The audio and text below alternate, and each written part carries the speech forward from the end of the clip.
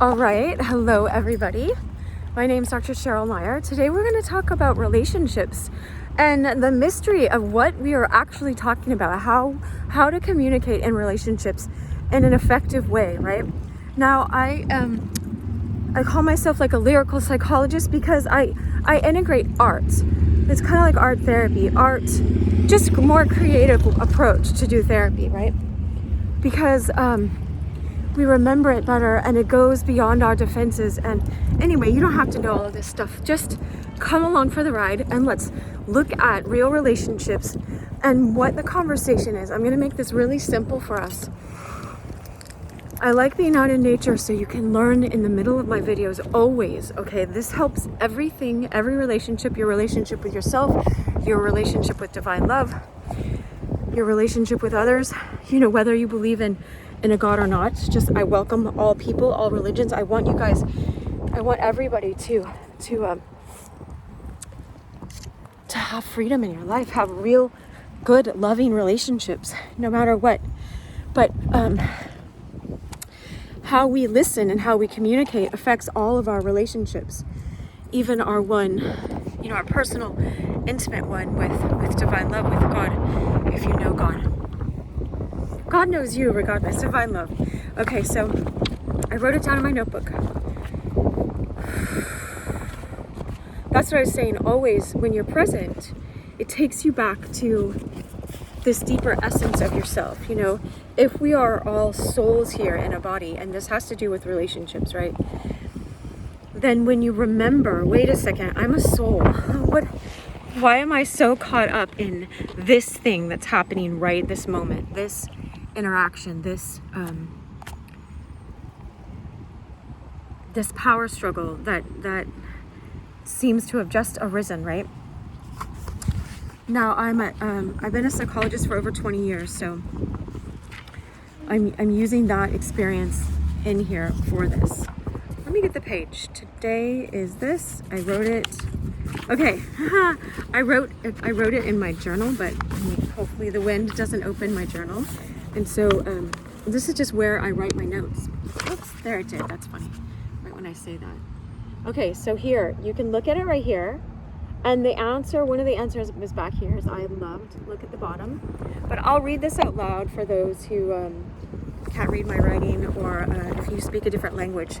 So, I was thinking of a song too. My friends are in this 80s band, and they sing this song that goes, boy meets girl. And so I was just thinking of that. The boy is on the left, right on this side for now. All right, I just believe with going with what we've got, right? So I don't have a stand to hold my camera today.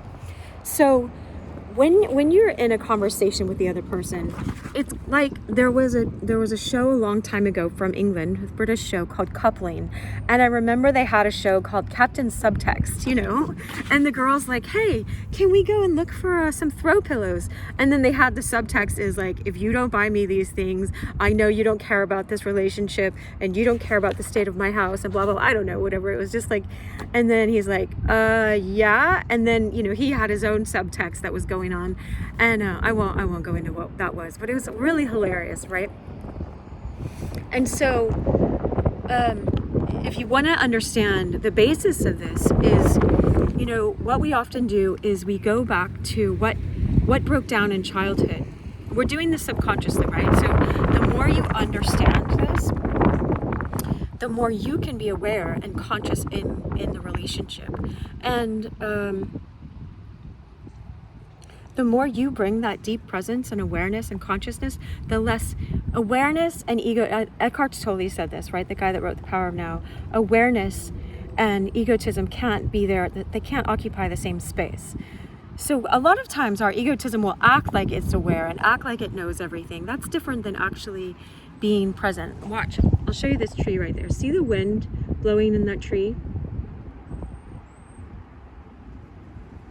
In the leaves. I always will look at leaves, and that's how I see us. I meditate every day, and it's like the Holy Spirit or God in me or whatever, divine love in me showed me that, you know, we're like, if God is love, we're like vibrating love. We're like the wind. Look how it's blowing right now. We're like that. We're like this animated consciousness. We're like vibrating atoms, right?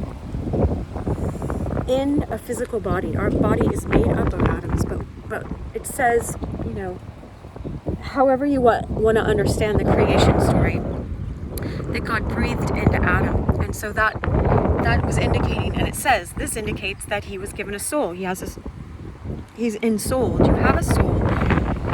Now, I bring this up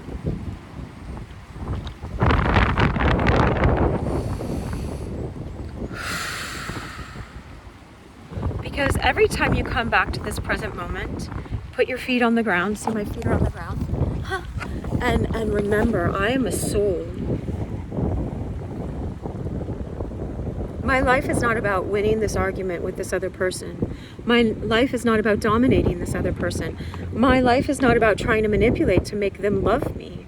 That's what we learned in childhood, right? And so that's what I was saying is we go back to where things broke down in childhood and we're trying to force a happily ever after.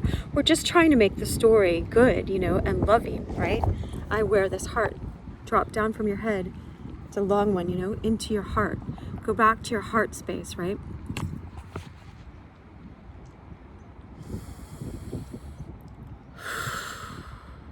And I'll notice how when the wind was going, you know, I'm wearing short sleeves today and the sun is shining, right? And so look at that beautiful sun. But when the wind was just blowing, the thoughts in my mind were like, oh, it's getting too cold. I want to go back to my car. And I would do the video in the car, and I have done so before, right?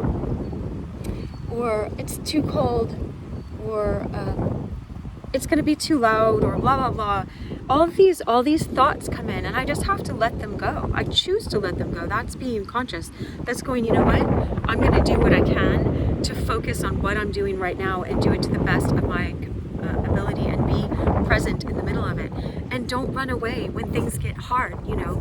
Things get difficult, and people these days, we're so used to like consumer. Oh, I don't like this, you know, this table just broke, so I'm just going to buy a new one, you know.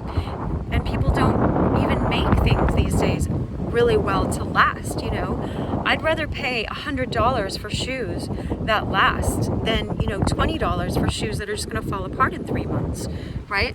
Or even shoes that are made well that I can't go repair. Now, so going back to the relationship is we think that we need the other person to change in order for us to know love. But look, if we are a soul in a body, then it's like the sun. The sun has the capacity to shine through us all of the time. When we are not in presence, when we're in egotism, it's kind of like we block out the sun and we block it out in the other person as well.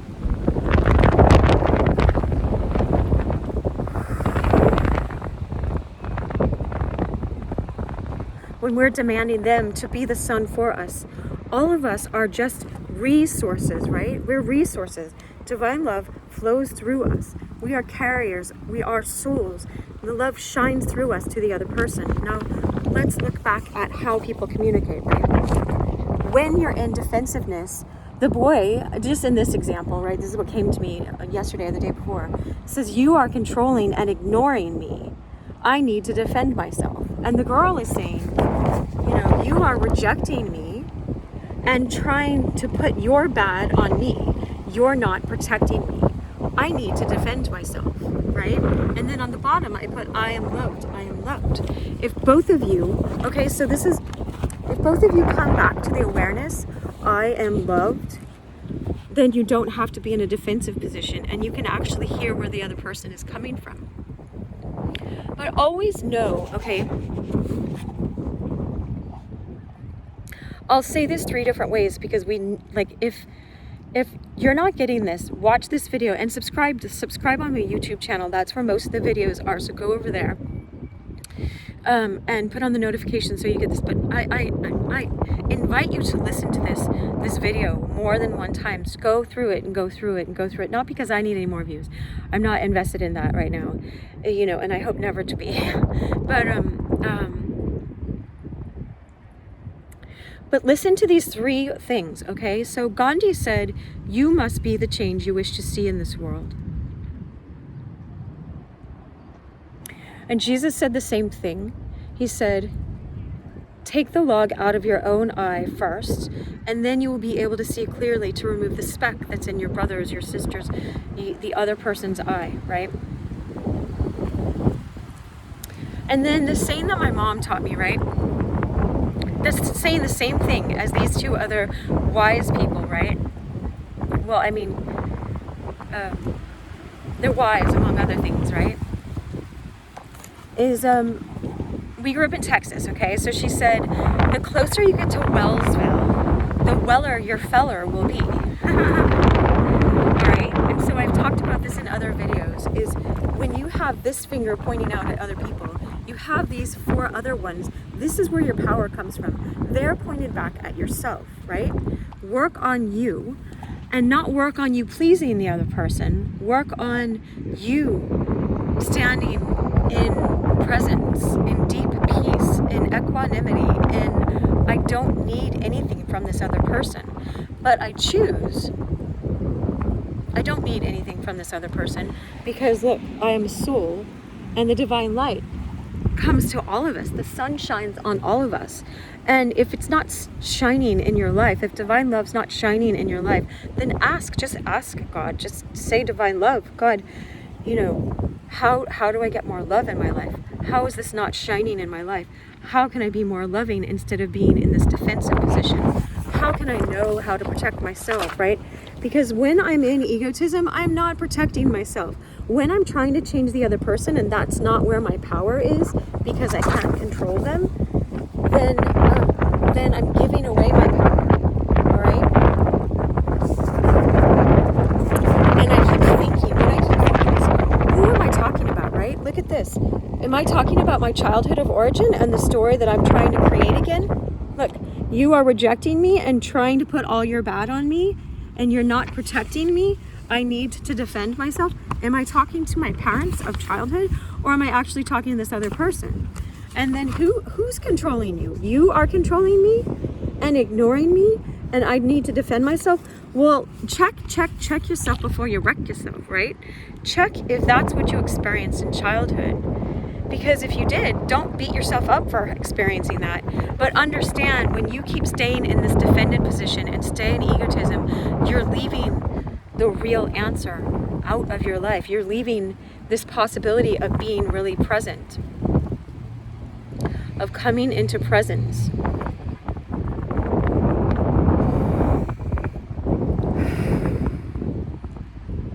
You know, Jesus said, love your neighbor as yourself, right? And I went to this Native American Christian shaman a long time ago, Red Elk, and he was like, love Cheryl, as he's saying, you know, this is one way to understand it. He's saying, love your neighbor as yourself. This other person, this boy you're fighting with, this man, you know, and this woman, this other person, whomever it is, you know, I was just thinking of that song. I said, boy meets girl, you know, that person is another iteration of you on this planet, on this earth. And so for you to keep defending yourself and trying to make that other person change is you staying in your egotism. And when you keep practicing staying in your egotism,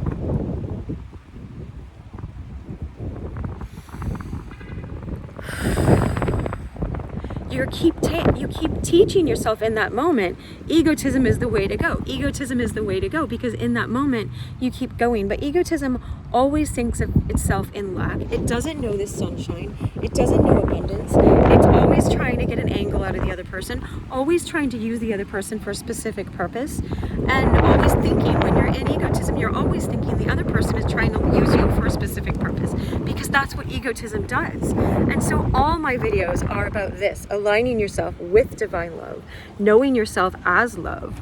You know, it doesn't matter if you don't have to take it through the vehicle, the way that I speak it, through the faith practice that I speak it. Just understand that you are love. Divine love wants everyone to know truth and know freedom and be able to communicate in relationships well. All right, I gotta go. I wish you so much love.